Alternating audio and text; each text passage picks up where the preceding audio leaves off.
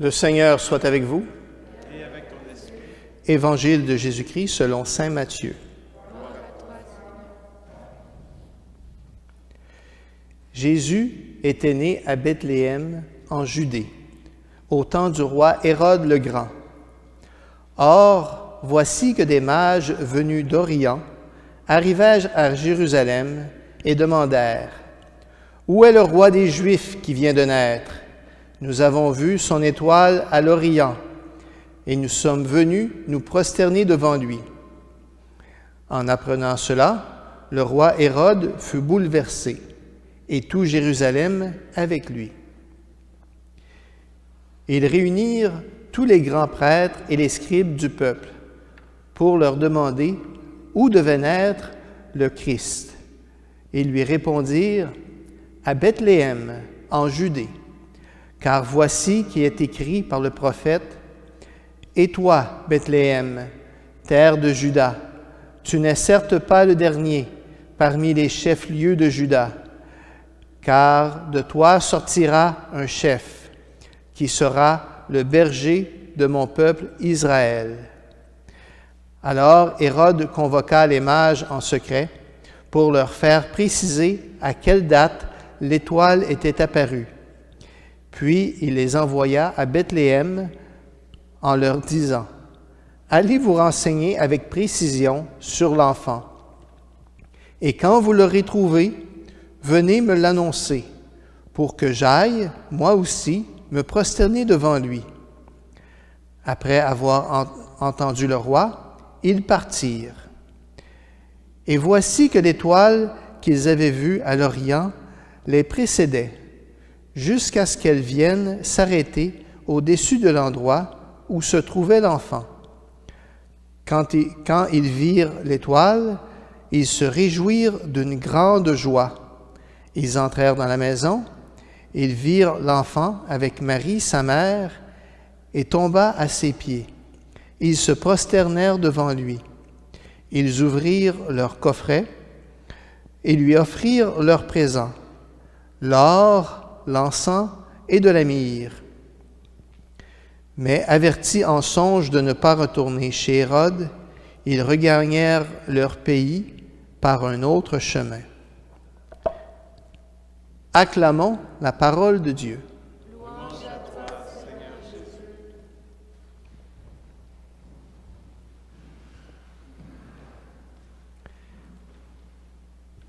Êtes-vous des chercheurs de Dieu? Oui. Est-ce que vous cherchez Dieu? Est-ce que vous l'avez trouvé?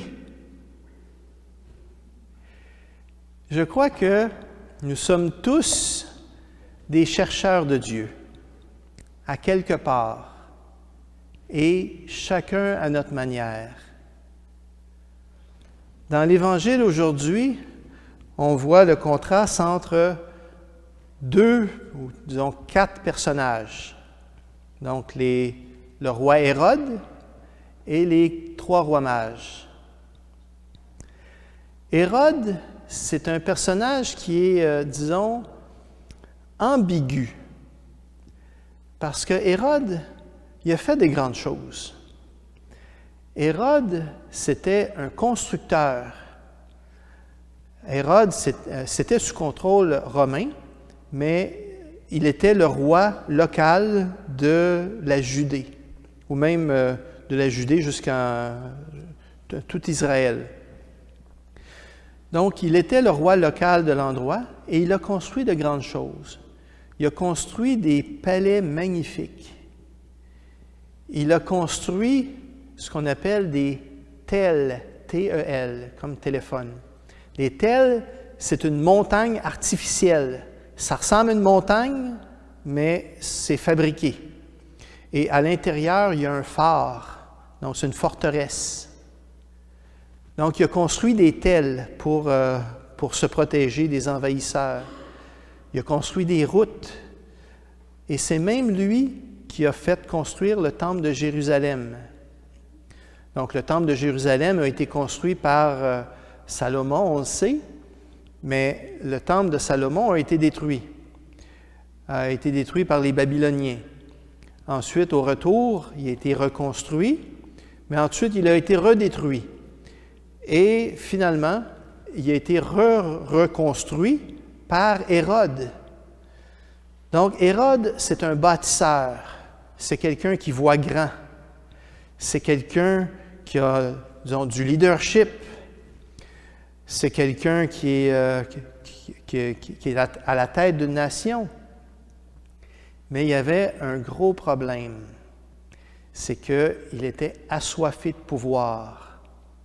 Et ce n'était pas un leadership qui entraîne avec lui, mais c'est un leadership avec le fouet, avec le bâton. C'était un dictateur sanguinaire. Et tous ceux qui étaient opposés à lui, ou tous ceux qui étaient une menace pour lui pour prendre son pouvoir, les égouillait. Il n'a même pas hésité à tuer sa belle famille et même quelques-uns de ses fils quand il se montrait un peu trop ambitieux. Donc, Hérode, ça a été un roi sanguinaire. Et quand des mages venus de l'Orient sont arrivés, où est le roi des Juifs qui vient de naître? Y a-t-il quelqu'un qui veut prendre ma place? Il s'est senti menacé. Il s'est senti menacé par un tout petit bébé. Donc, Hérode, c'était quelqu'un qui voyait grand, qui a construit le temple, qui cherchait une place pour adorer Dieu, qui voulait façonner Dieu à sa manière et qui voulait adorer Dieu comme lui l'entendait. Mais à quelque part, il y avait d'autres personnes qui étaient très loin et qui étaient aussi des chercheurs de Dieu.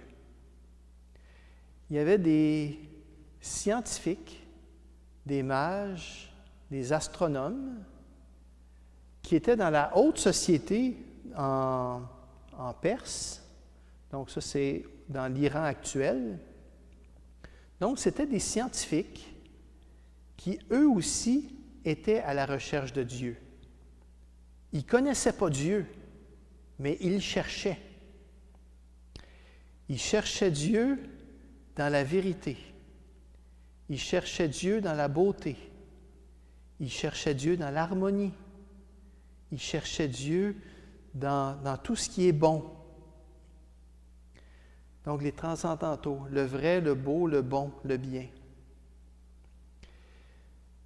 Donc, les mages qui étaient à l'Orient, qui ne connaissaient pas Dieu, ils le cherchaient.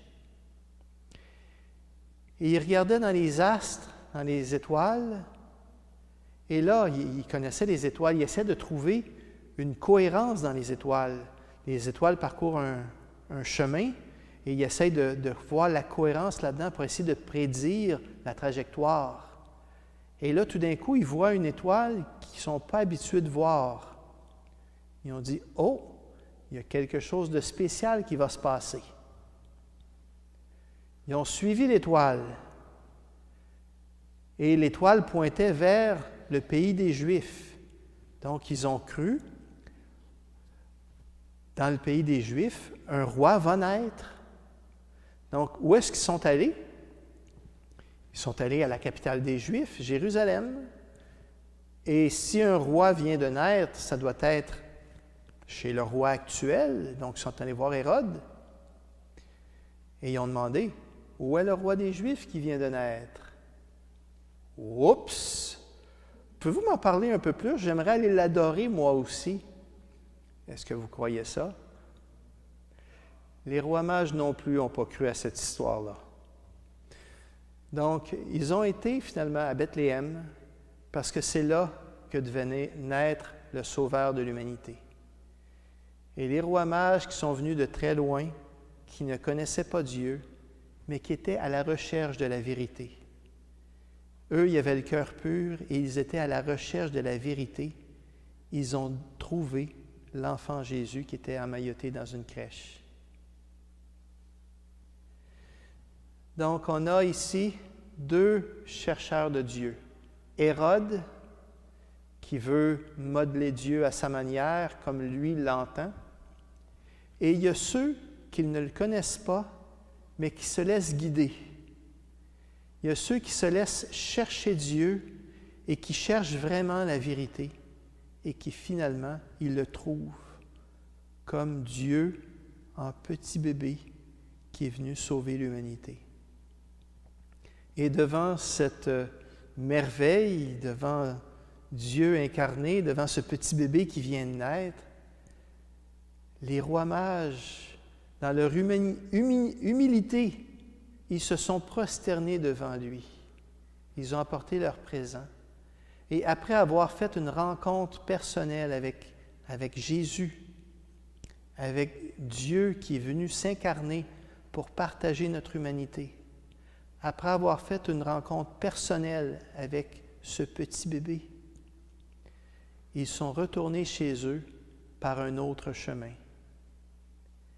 Parce que quand on a fait une rencontre avec Dieu, on ne peut jamais revenir comme on était avant. Quand on a fait une rencontre avec Jésus, on retourne chez nous, mais on retourne par un autre chemin parce qu'on ne voit jamais le monde de la même manière. Donc aujourd'hui, dans cette Eucharistie, demandons à Dieu, demandons à cet enfant nouveau-né, Jésus, Dieu fait homme, demandons à Jésus de toujours nous inviter à le chercher, toujours nous inviter à le chercher toujours en vérité, non pas comme moi je veux, mais comme lui il veut. Parce que c'est lui qui veut se rendre présent pour nous, qui vient dans cette Eucharistie habiter en nous pour que nous devenions un peu plus comme lui. Amen.